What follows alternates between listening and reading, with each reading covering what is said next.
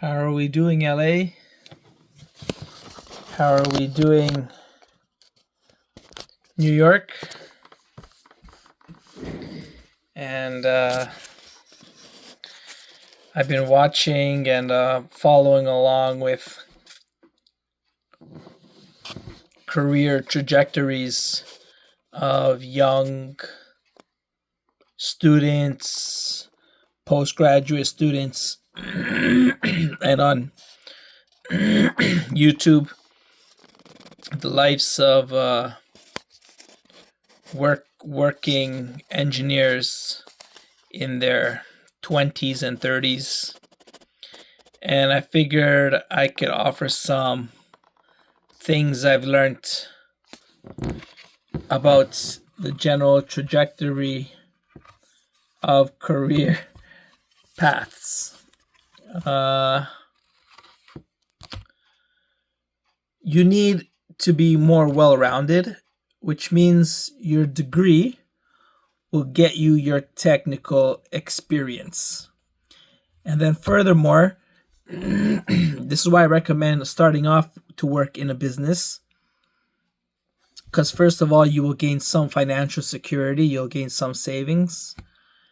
And second of all, you'll gain business acumen. You'll learn the business side of things, like dealing with problems and projects and deadlines and meetings and corporate and human resources and financial reports and outcompeting competitors and striving to innovate and bouncing ideas off of peers.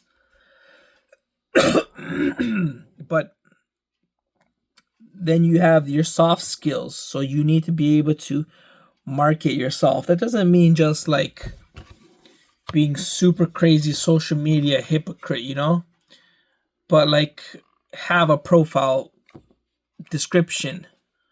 Fill out all the fields of a profile. Talk about your communication, your teamwork skills, your leadership roles, thinking outside of the box, your hobbies, your passions, your knowledge, your things you're interested about. Because people want to work with the most interesting person in the end. If they have two people who are both qualified, no one cares about the qualifications because you're going to pick it up anyways. You're going to learn the qualifications on the job.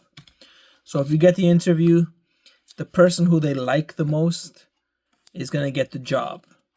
And the promotion, once you're working at the company, the person who's the most likable and ambitious.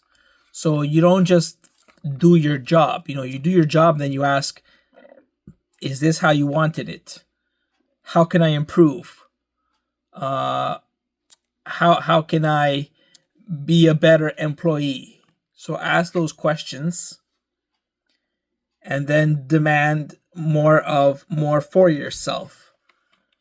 Then you can ask for promotions and raises saying, have I met the qualifications for a promotion, for like a better position? Have I met the qualifications for the next level? How can I improve to get to the next level?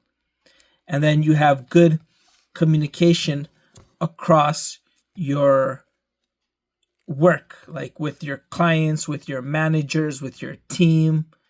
You have good communication skills. This is what I found out from just more common sense, but also from people who have shared their career experiences, that people value a lot of those soft skills, communication.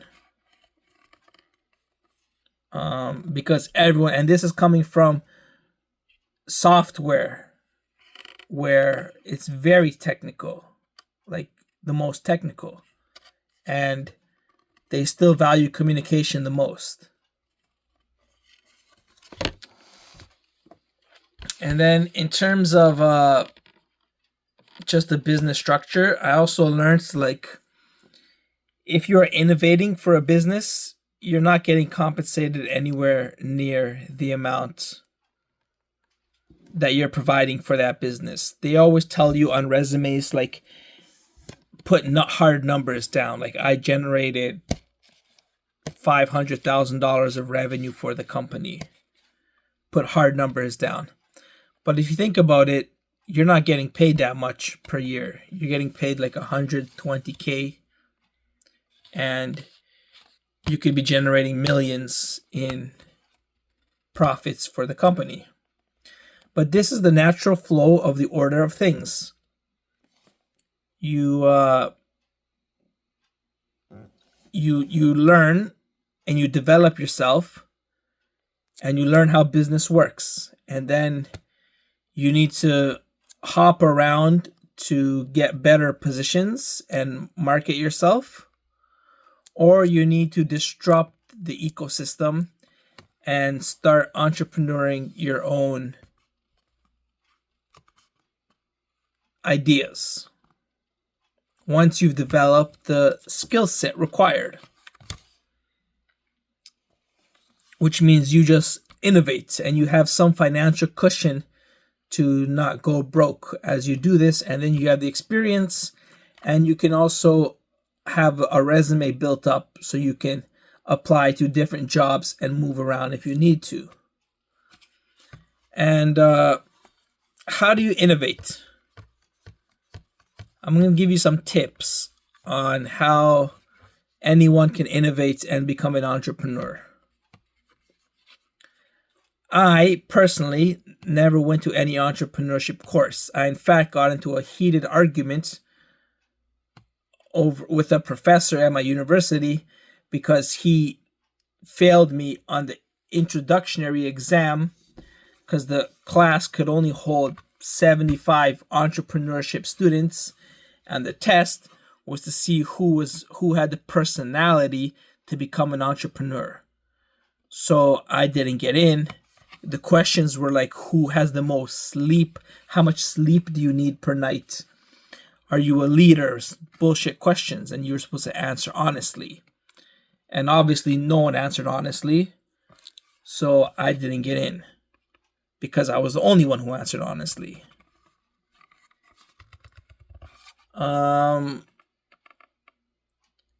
But I can share with you tips that I've learned will definitely help you disrupt the market. My most engineering-wise business principles. And the key to being genius is just noticing things. Noticing details and reading between the lines. When you become so adept at reading between the lines and you put together something in the background, in the shadows like that, then on the forefront, your product and your design will look like a work of genius. For example, it's about not reinventing what has already been invented.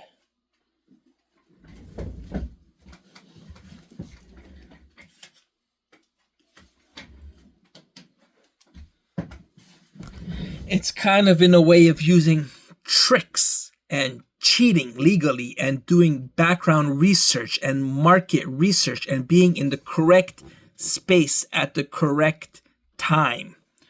I use an example from my life. When marijuana became legalized in Canada, every single marijuana company skyrocketed. So you got to be in the right place at the right time, and you got to capitalize. So what you would do, the best thing to do is, obviously all these companies are pieces of crap. They never ran a business before. They just want to grow and sell pot. So it's a big bubble that will burst, and eventually did burst, and it burst so hard. I've never seen a bubble burst that hard before. It was a bigger bubble, not bigger, but more catastrophic bubble than the dot-com boost, than the 2008 housing crisis. It was the biggest bubble. If you just look at these stocks, then Bitcoin, than anything, it was like this, and then psh. So you just got to not be greedy, and you invest in the ETF for marijuana in Canada, and you just hold on to it for 3 months. Just 3 months.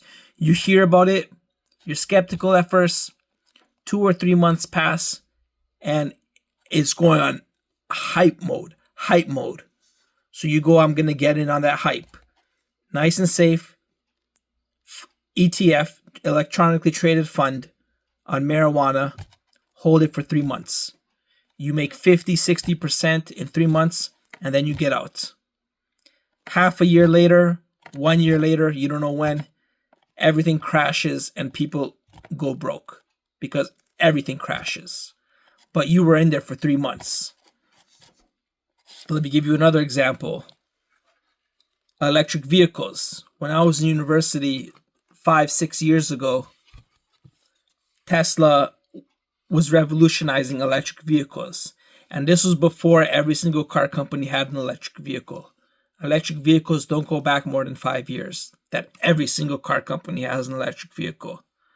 So when electric vehicles were the next thing, once again, you invest in Tesla, you invest in electric vehicle fund, and you ride the hype. Now that's a little more sustainable than marijuana in Canada. So you can maybe hold on to it for a year, easily make 100%. Make 100%. And then, once everybody starts making electric vehicles, then you're not going to be able to profit in Tesla anymore, or whichever company it had to be Tesla because they started it. I'll give you one more example. The AI boom. NVIDIA was the first person to develop some sort of credible AI chips. So what did I do? NVIDIA went up 100% in like a month. And I said, okay, the hype is still strong. So I bought NVIDIA after it went up 100%, and I held it for a couple of months, and I also made 100%. And then I sold off 90% of it. What happened after that? Well, NVIDIA crashed like 50%. So it went up 200% and then crashed 50%. But after I didn't get greedy, I seized the opportunity. After I made my 100%, I sold 90% of my shares. So that's how you just be at the right time at the right place. And the same thing applies for business. If you go to China where everybody sells rice, everybody's a rice farmer. You don't become a rice farmer because there's so much competition. And the prices are so, the supply and demand ratio is not in your favor because that's the only thing they have available, and everybody, unless you're exporting it. So you become a rice farmer, and instead of selling to the local market, you export it. You export it to countries where they don't have rice, and then you become a profit like that. It's easy to build rice in China because of the weather, because of the climate, because of the conditions, and then you export it where it's most profitable for you to export to, depending on the location, the distance, the shipping costs, and you make your living like that. Say, let's make a more interesting example. Say you see video games. You see video games doing all these things, and you apps on your phone. And how would they monetize these types of apps? So you see sometimes you go, okay, that's an interesting idea for monetization. But now I need the idea of foundational principles and core mechanics of the game. So you search to the market of less popular games, but that can be addicting. Like be very, addicting in terms of video games. Video games are supposed to be addicting. So very engaging and want you to keep playing. So you found out an idea for monetization. Before, skins never used to exist. When I played video games, there were no skins. There was no downloadable content. The only thing where that generated steady money was World of Warcraft, where you had to pay per month to keep your account active. That was World of Warcraft and other online massive multiplayer games. There was no buying skins, buying upgrades, buying battle passes, buying chests and loot boxes, buying, you know, uh, microtransactions. There was none of that. Now, with all of that exists, you scope out the market for an addicting concept to a video game that hasn't been done before. Like Fortnite has its battle royale, Call of Duty has its shooters, World of Warcraft still has its role playing. So you find a concept, but you don't need to invent it. This is my point to you. You don't need to invent anything. Like with Facebook, what did they use? They didn't invent Facebook. They didn't invent Instagram. They didn't invent YouTube. There were already sites like that existed. All they did was use their knowledge of, what if I were to code? Like, this is how Facebook began. You would upload your picture and you would see two pictures. And you would select the person you like better. That was Facebook. That's why it's called Facebook. It was a book of faces. So they used their knowledge of what other people were doing at the time, how people were uploading photos, and how people were doing website design. And they came up with an idea of just a little trick to what was already out there. What if we, for fun, had uploading photos, creating accounts, and selecting which face you like better? And that was Facebook. And then Instagram was, okay, now everybody's uploading photos. What if you can comment on these photos and have your own page and then follow different people and follow their pages?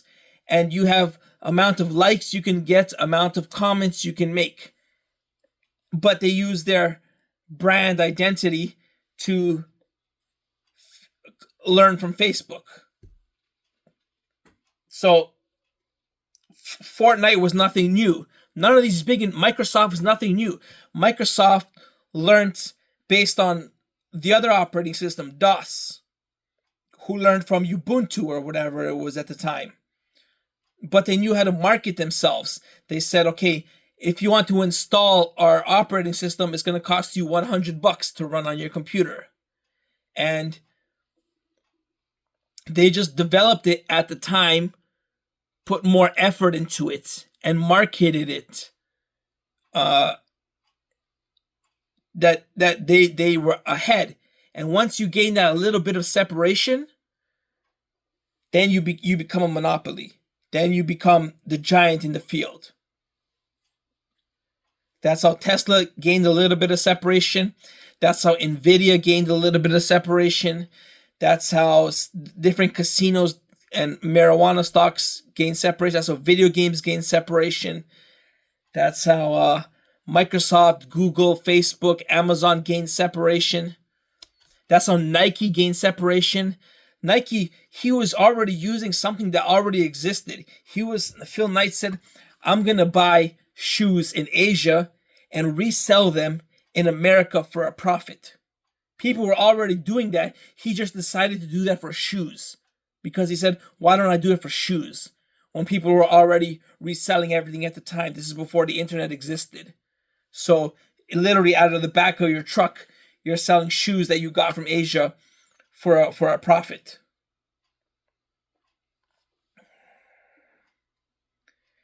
And so when you innovate, you do your research, you find out what already exists, and all you do is you put more effort into it. You put more effort into it, and then you market it. And then if it catches on, it will explode like a flame, like a match in a gunpowder barrel.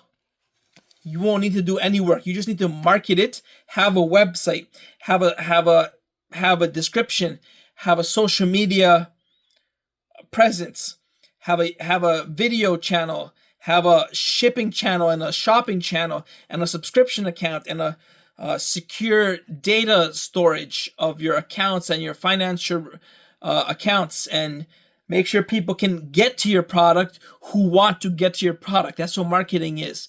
Marketing is giving your product to the people who need it, that they can see it and be swayed to understand that it is a truthful, honest solution to something they want, need, or have, or want, or must have. So you don't got to invent anything. You just got to think, like, use tricks, use what's already out there. Let's think of something we can invent right now. Let's think of something we can invent right now. I don't afford a fucking lighting. I can't afford lighting or camera sound or anything. What can we invent? So AI is doing everything, right? If I say I want to get into AI, the first thing that comes to your mind is research. That's the first thing that comes to anybody's mind with AI, research. So is it a good idea to say, I'm going to build AI to cure cancer, or I'm going to build AI to help the healthcare system? That's a very good cause. However, there are billions of nano gigabytes working on that problem as we speak right now and developing those problems, solutions to those problems. Neither am I a professional doctor or a well-esteemed, reputable professional doctor who knows about this stuff. Neither am I super technically advanced in AI. Neither can I combine AI with medicine to find a cure for cancer. And fourth, the market is so saturated that I won't get paid at all for this breakthrough, because there's breakthroughs coming from everybody. Mine won't be recognized at all compared to everybody. So, if we want to use AI, what can we do? Now, use your engineering mind. So you start to break down the problem and break down the scope of the ideas.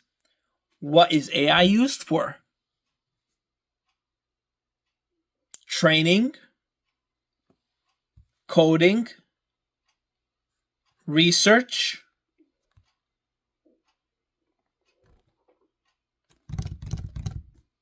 knowledge, search and query, knowledge. So what if we had a website like Google and you search for stuff, and instead of coming up with searching the net, you search AI. So that's what AI is, and that's what Google now does, and what all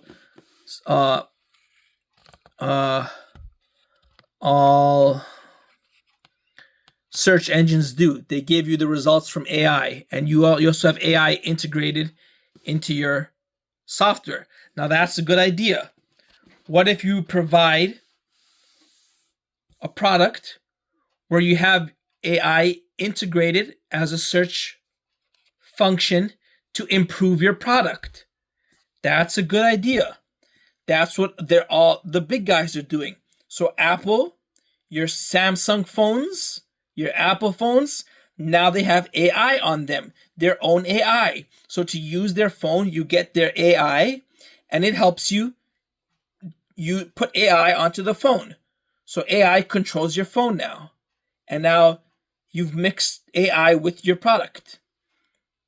Microsoft Surface Pro, Microsoft computers have Copilot. So you're using Microsoft Office 365, and you have Copilot, which can help you with that product. So your AI helps integrate with that product. Google's doing the same.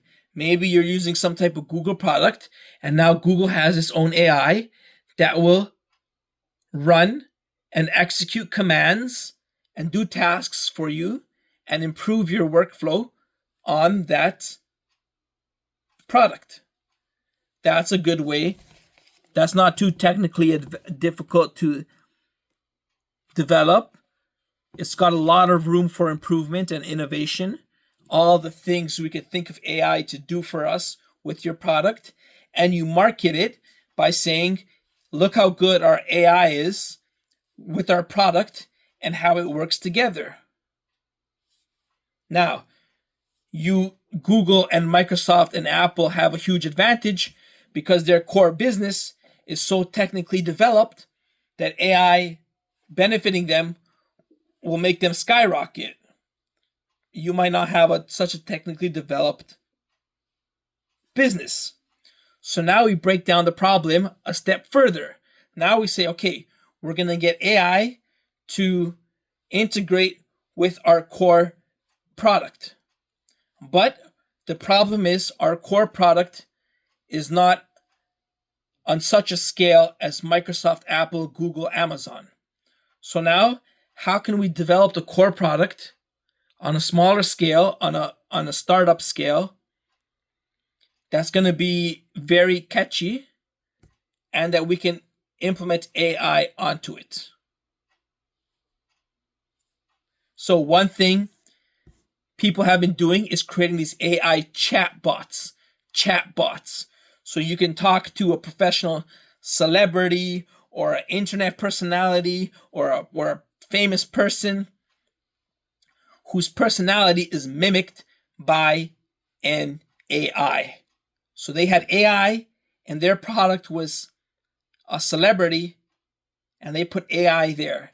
And now you talk, you get images, you have a full-on experience with a professional, with a famous person, with AI powering that. Now, do you see?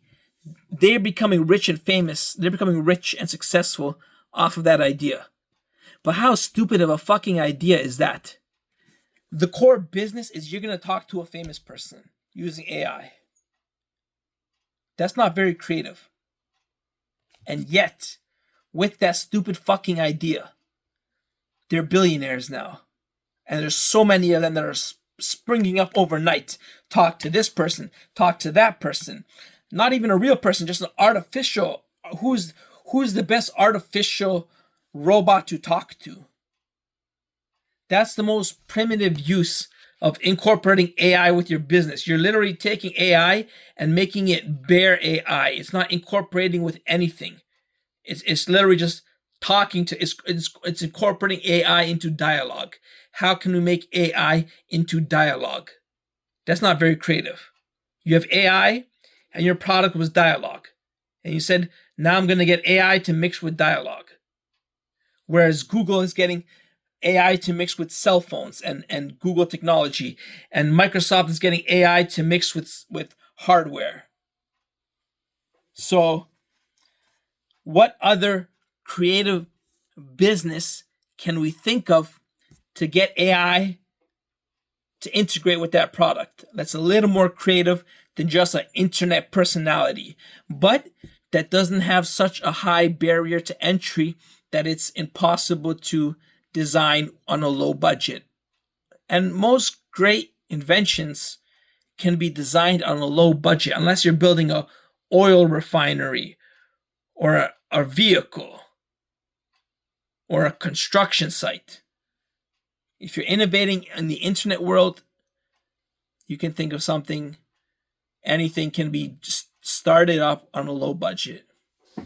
So you got low budget, you got not reinventing the wheel, but something catchy, innovative product, and you got AI integrating with that innovative product. And you got competing with Microsoft, Apple, Amazon, Google, and you got to be in the correct market. You got to market yourself, and you got to sell to where the supply and demand is the most in your favor. So let's finish our example. What product can we think of? This is where your inspiration factor is in. For me, it's music. How can I incorporate AI into music? The low creative people said, let's make AI make music. That's low creativity Because first of all, AI is the worst at art. If you ever tried to incorporate AI into art, to make art, it's the worst. But what if I can use AI to build templates of digital audio workflows, so DAWs, digital audio workflows. What if I can build templates? What if I can tell AI, give me a template for a pop vocal song where I'm gonna have some strings, synth bass, and a female singer that sings like this artist. And then it'll say, here's what I recommend. Here's the effects I recommend. It builds it. So here's the tracks you need. Here's the instruments you need. Here's the tempo I suggest. Here's the effects I suggest. Here's the lead vocals, the backing vocals. This is how they're panned out. And it builds a template of how a sound engineer would design their digital audio workflow. What if I can get an AI to do that? Design. So my product is, I'm giving you a digital audio workflow. Now I can sell my AI to something like Logic X or Pro Tools that already exists. Or I can create, if it's not too much of a struggle on the barrier to entry, I can create my own digital audio workflow with AI. Now I have my own monopoly. I am the first person on the market to have a digital audio workflow with AI. It's very primitive. It doesn't have all the bells and whistles, all the features yet. It's not super developed. 15 years in the making. No, but it's disrupting the market. It's something no one has thought of before. It's working as a sound engineer. So now when you're a recording artist, you have your very own sound engineer helping you, which is my AI. My AI in my software. And then I can charge you per month to use that AI and that software. The pro package, the ultimate package, the whatever package. So I'm able to generate money the same way as the big guys are, but they're only charging you for their software, whereas I'm charging you for my unique integration of AI and sound engineering. And that's how you can use your inspiration of music. You've broken down AI. You see how we dissected all these problems? And we didn't invent anything new. We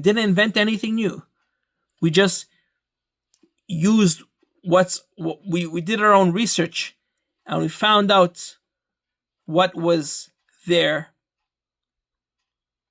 And no one's ever done this before, so I just thought of an idea.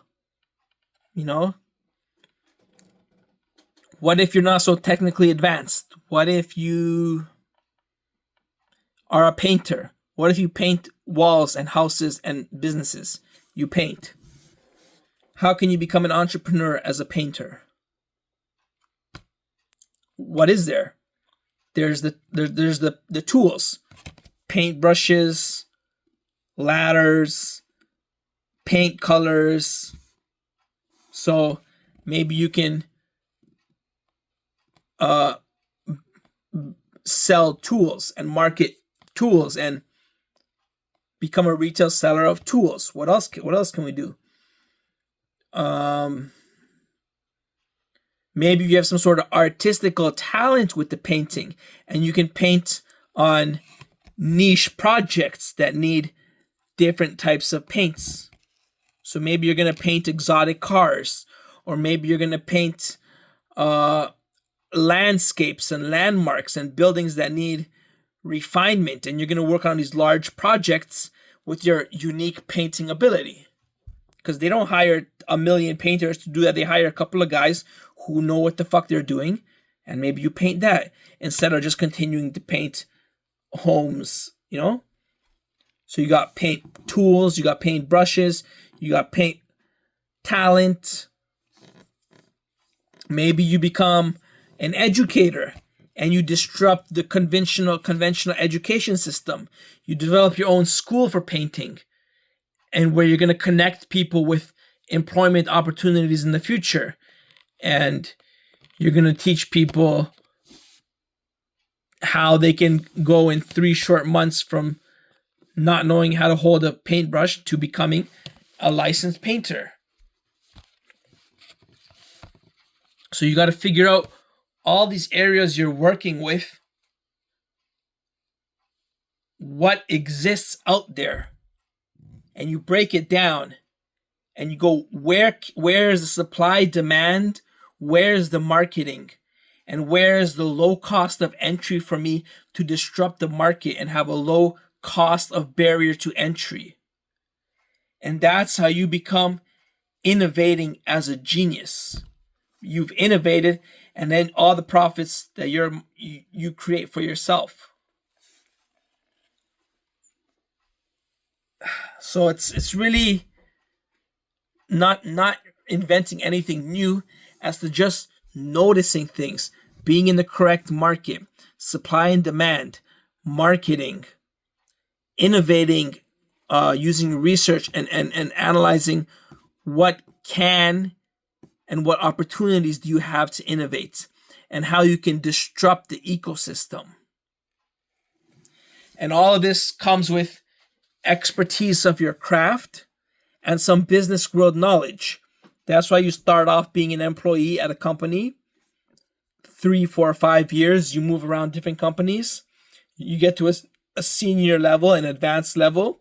And with all this knowledge you have, you develop soft skills, you market yourself, you become a leader, team player, communicative skills, hobbies, interests, passions, interesting to be around, soft skills and business skills and expertise of your craft. And then you can, from any amount of financial availability, business loans, taking on debt to fund your business, anywhere you are in the ladder, you can think of something to generate money despite being at a financial and resourceful disadvantage than the huge players in your field. And that's what this video was about.